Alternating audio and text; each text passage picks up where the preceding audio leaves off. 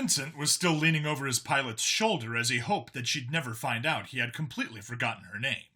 So far, it hadn't been an issue as they navigated between the flowing tide of ships. So, what's the ship? Is it big? Small? Fast? It's not fast, the avian Xeno said as she kept juking the craft this way and that to avoid the civilian traffic. It's a reclamator. What? He asked, glancing down at his pilot. She let out a chirp. You didn't learn back in school? Oh. She remembered why it was Vincent wouldn't have any idea how all this worked. Very large ship of sorts, not made to be off-planet. Reclaims old ships, city block modules, recycles whatever it is, processes and reforges metals, electronics, things like this. Several operate on the edges of the city.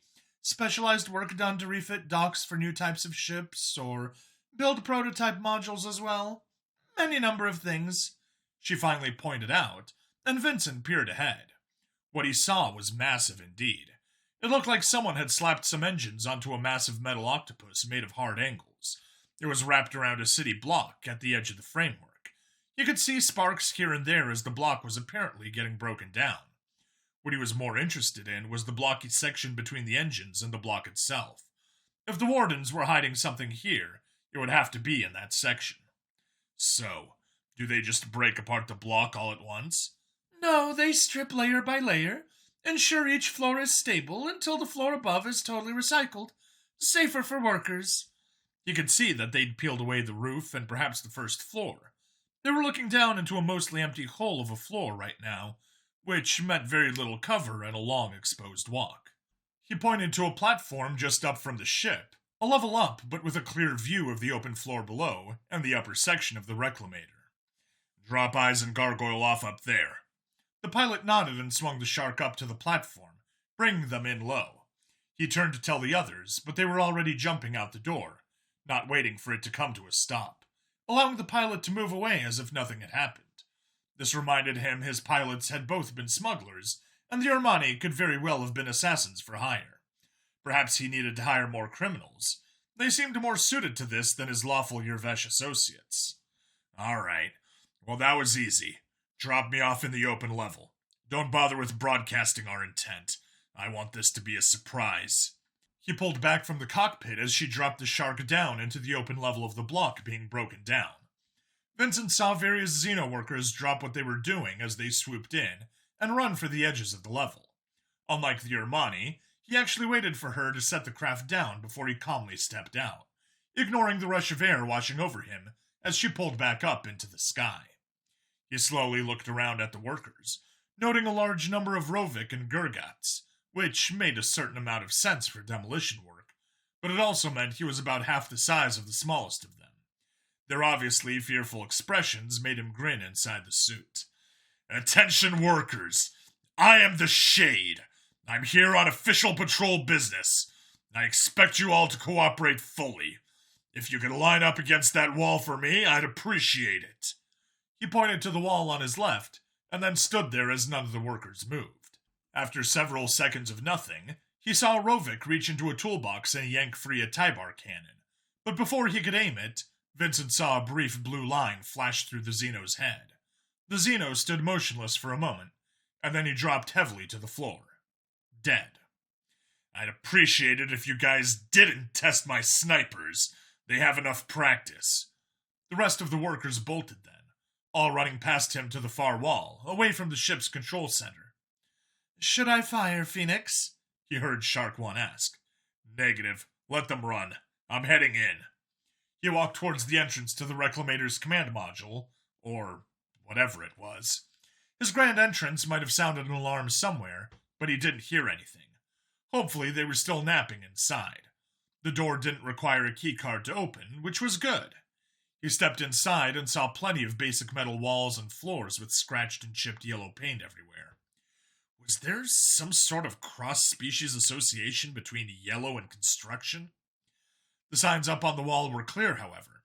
Barracks, bridge, alloy recycling, electronics recycling, engine room, prototype lab. That was it. He followed the signs down 3 flights of stairs and up a hallway before he found the door.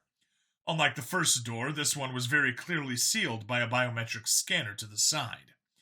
Shit. He'd have to find another way inside. Or maybe go cut off that Xeno's hand and see if it worked. Wait, did the subject have to be alive for biometrics to work? He wasn't sure. As he pondered his next move, Providence proved to be in his favor, as the door slid open and a mouse walked out, closely reading a data slate. He was so oblivious he bumped into Vincent before looking up. When he did, however, his eyes grew wide and he sucked in a deep breath. Vincent quickly clenched the Xeno's muzzle shut before he could scream, and then dragged him inside the room beyond. There were tables laid out all around in a very clean, sterile, white-looking environment. Mostly mice, with a few Servian tinkerers working with electronics of some sort. Unlike the slashers and surgeons, the tinkerer breed of Servians had several small arms and 2 long ones with 8 dexterous fingers at the end. They had no natural bladed arms or natural protection, and were often very good-natured and gentle. The multi-armed insectoids were also well suited for fine work like this. Vincent kept looking and saw lots of metal parts, joints, processors. Maybe they were working on some kind of robot? There was some sort of rail system in the ceiling lined with hooks and arms that could be slid around. Across the room, he saw some sort of strange vat next to a concealed portion of the rail system. There were pinkish slabs hanging from the hooks past the vat. Motherfucker! All the excitement and energy he'd been feeling suddenly seemed to drain away as he saw those pink slabs. His shout drew the attention of the Xenos who hadn't noticed him yet, and he was rewarded with surprised screams and cries. He tossed the mouse he had been holding at the nearest Servian, who caught the smaller Xeno out of reflex before dropping the mouse and retreating across the room as the other scientists clustered up at the back of the room in fear. Vincent looked around and made sure that this was the only door in and out of the room before pressing the large red button on the scanner to the side of the door. There was a thunk as it locked into place, and then he looked back at the scientists. They could unlock the door just as easily, but it would take a second, and he wouldn't let them get that far. "Who the fuck is in charge here?" he demanded. There wasn't a reply for a moment, until a female mouse was shoved forward out of the huddled pack of Xenos. She nervously adjusted her lab coat, and then fiddled with the bulky glasses balanced on her muzzle. I am? She seemed to more ask than say. "Get the fuck over here!" Vincent pointed to the deck directly in front of him, while his other hand gripped the handle of his knife. The Xeno nervously looked at the others for support, but found none as they cowered. Gulping heavily, she walked around the various tables and stood before Vincent. You're the Shade? Yes. Many of us are here against our will, you know? She was gripping her tail in her hands, nervously wringing it. And they just left all of you unwilling prisoners in here without any guards? He wasn't feeling particularly kind right now, as he pointed to the pink slabs hanging from the hooks. They were in fact nude bodies. Human bodies. His body. What the fuck are those? They're cybernetic copies of you?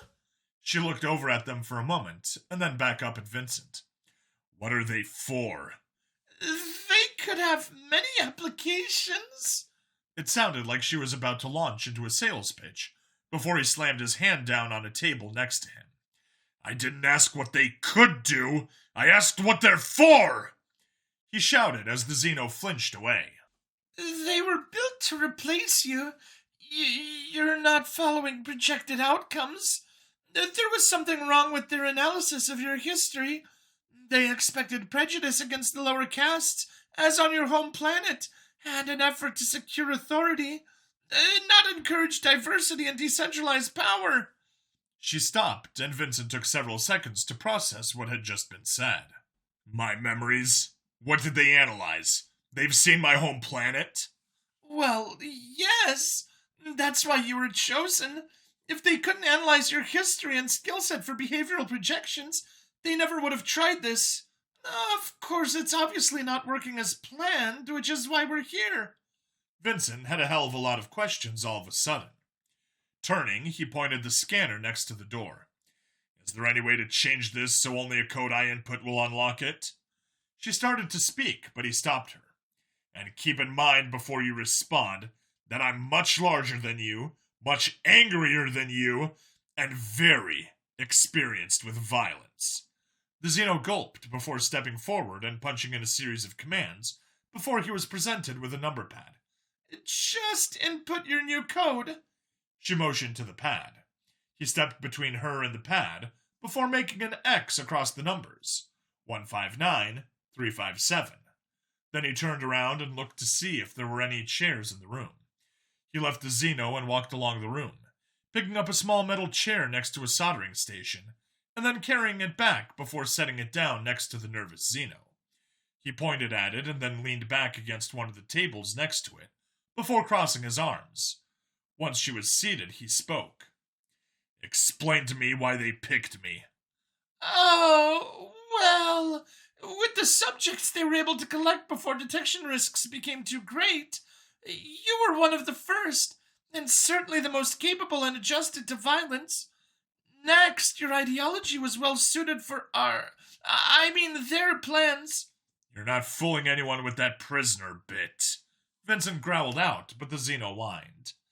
I really was kidnapped. It's just they disagree with the AI and the general assessment of our mandate from the builders. It was never explicitly stated that democracy had to include everyone. Without the lower classes or uneducated to drag down the voting system, it would be very easy to reinstate the forbidden sciences. Look what we've done with cybernetics. She waved a hand at the copies of him hanging from the hook in the corner. They look like you, sound like you, they'll act like you. It's incredible! Vincent stared hard at the Xeno, full knowing all she could see was his skull on the suit's mask looking back at her. I don't suppose they've also been programmed to obey the wardens, or had their behavior adjusted at all? Well... She trailed off and then started again. I don't condone violence, but when I was offered a chance to start working on this kind of thing, how could I say no? The blending of organic and mechanical engineering is incredible. The potential for the technology is profound. And to think it's been forbidden for decades because of the fears of the uneducated and unskilled. They only think of their jobs. Automated workers could save us trillions across the Union. The unemployed would only weigh on current resources if we let them. But that's why your cleansing of the criminal species would clear away the chaff. The massive population decrease is just what the Union needs. This whole obsession with treating all species as equal is absurd. Clearly there are those that are better than others. We need to behave accordingly. Vincent had heard this sort of talk before, only it wasn't species against species. I suppose you're one of the better species, he ventured, despite knowing the answer. Of course! With this small team, I've advanced our understanding and mastery of cybernetics tenfold in only 8 months! She beamed proudly. You started this 8 months ago, but you said you're only here because I recently strayed from the course. Well... She looked away. This was nothing more than a backup plan at that moment. I'm sure if you had naturally followed the projected course, they would have made these your servants to better extend your reach. A loyal army of yourself. There would be no limit to what you could achieve. She still sounded excited. As opposed to the clones and jars up in the ship? He asked before she waved a hand dismissively. Organics! They lack the sustainability, durability, and capabilities of the cybernetic models. Don't forget I'm an organic. He coldly replied and watched her nervously cough and adjust her glasses. I mean, as an army, in single units you perform exceptionally well. She tried to amend. Surely you must understand the need for essential authority. Your mentor had the same idea for your species. You were being weighed down by those new additions to your nation. They took up precious resources and performed tasks for cheaper, but at the cost of your locals. It's clear their performance was inferior as well. We too are weighed down by certain species. If power is concentrated, then it'll be easier to make the hard decisions needed to launch the Union into a new golden age. How else will we finally eradicate the worms? That made him frown and confused him further. What? The worms are the ones who captured me and experimented on me and made those clones and my black box. You're working for them. The mouse blinked in surprise. What? No, that's impossible. The wardens are dragons. The extraction teams were their personal satyr commandos. I've seen them. Vincent felt a chill run down his spine. She was clearly confused now, and there was no way she was intentionally lying to him, which meant either the worms and some dragons were working together, or he didn't know what. He remembered the torture. He remembered the experiments. Those weren't satyr or mice or dragons, unless those were the memories they wanted him to have. Fuck! What was real? A memory came back to him. If it wasn't the worms, then who made my clones? And why was I found on a worm ship? Well, they surely have other secret projects involving the forbidden sciences, and the worm ship was a diversion? He could sense her uncertainty.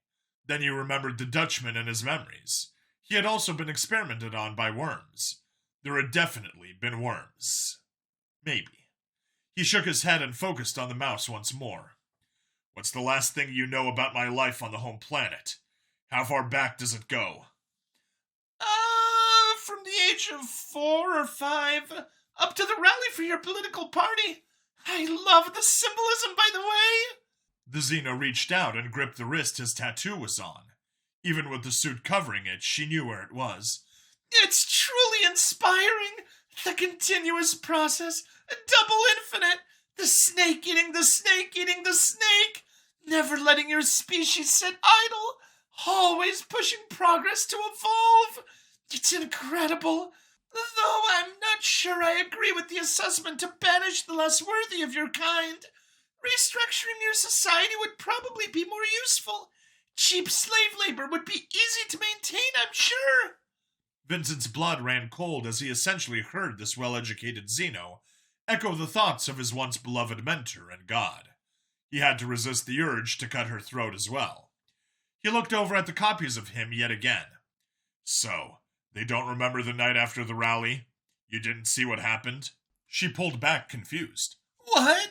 No! They said the memories closer to your abduction were damaged or something because they couldn't read them. Either they'd lied to her, or Vincent's subconscious had hidden the thoughts somehow. He wished he knew, but the experiments were mostly a blur. Those cybernetic models, are they active? No, well, not those. We were working on some finishing touches to the combat-capable ones. We just have the prototype right now. It's in a more fragile body, but it's how we tested out the various motor functions and memory and She trailed off and gulped. Continue. And control features? They seem to be unnecessary, though, as our personality and memory build from your archives has it much more in line with our projections. I honestly don't know where you went wrong. Vincent stared at her behind the skull on his mask. I mean wrong from the projections. No, it's not obviously wrong. I'm a scientist, not a philosopher. Where is it? Where's what? The prototype? He's over here. Vincent noticed her referring to the robot as a he. She got up from the chair and walked over towards the robot versions of him hanging from the hooks. Somehow, he'd missed the small cot that was below the level of most of the tables. Lying on it was... well, it was him. But he looked more like a teenager. Shorter, less toned, and much more peaceful. He was just lying there, sleeping. Vincent could see the shallow rise and fall of his stomach. The mouse softly brushed his hair and spoke. Vincent, it's time to wake up. His eyes opened. The robot... the copy... whatever it was. He started to sit up and then saw Vincent. The real one. The organic clone, that is, and stopped, looking terrified for a moment. But the mouse gripped his arm and made soothing noises. There, that's okay. This is your big brother. Vincent saw the robot's eyes light up. You're the Shade? Vincent was already feeling sick. He had looked up to Eric with that same enthusiasm. Yes, Vincent said quietly. I'm so excited to meet you. They were saying I might not get to. That you might have been corrupted by the flies and their little shits. It almost physically hurt Vincent to hear this copy say that. How often had he referred to immigrants as flies and their supporters as little shits? How had he been so blind? Well, here I am, Vincent said, unsure how to proceed for a moment. Then he looked at the mouse. He looked like he was breathing. Why? Because he is, she said. We need the copies to appear and function exactly like the organics. He can feel pain, he bleeds, he needs to eat and sleep and all that. It's just that the cybernetic modules influence efficiency and other things. And why does he need to appear like an organic? Well, it would ruin the mystique of the shade if he didn't. All of them would look like you, fight like you, enforce like you. But you can be all across the city, not just limited to one body. Vincent noticed that she was a little hesitant at times, but the Xeno seemed far more relaxed now, as if she were covering a Q&A on a new product. I really think we'll do Eric proud here. We might be the only humans on the planet, but I know he'd approve of what they're doing. It was never about race, just making sure the right people were in the right positions, yeah? The machine smiled as he said that, and Vincent couldn't help but feel there was something off about the way he was talking. He wasn't sure if there really was, or that he simply found his old attitude to be so revolting. He prayed to whatever God would listen. That wasn't how he used to think. So, you can talk about our species? Vincent asked, and the machine nodded. Of course! I'm not bound by the programming you've got. We've got the same memories. Aside from missing out on the last year, we're the same person, or sort of. I mean, we're both copies after all. You're a clone, I'm a crafted android technically. But I bleed red, I dream. We're the same. He smiled wide as he said that, and it made Vincent think for a moment. Was he any more or less human as a clone than this cybernetic copy? But I get free will. My memories weren't tampered with, he replied, but the copy just snorted. That you know of? That black box in your head? Can you really say for sure if everything you remember is real? Vincent was quiet because he'd just been trying to figure that out himself. If you're worried about me having to follow their orders, you can disable it. What? The mouse looked surprised, and his machine copy grinned. They sometimes don't know when I'm really asleep and when I'm just faking it, but it can be turned off. We'd all be free to act on our own. I'm sure you're just sick to death of all those fucking scum races you have to deal with on patrol. I mean, with the stupid flies back home, there were exceptions to prove the rule and all that. Look at who we picked for our team. We were smart about it. But there are whole species here that are worthless. Or worse, all kinds of criminals. They've been teaching me lots of stuff while I'm here, so I probably know more about it than you do even. The copy was smiling, that gleam in his eye as he was clearly talking about something he was passionate about. Like those Vernecks, all petty criminal scum. He thought of Karana with her new medkit, doing what she could to help.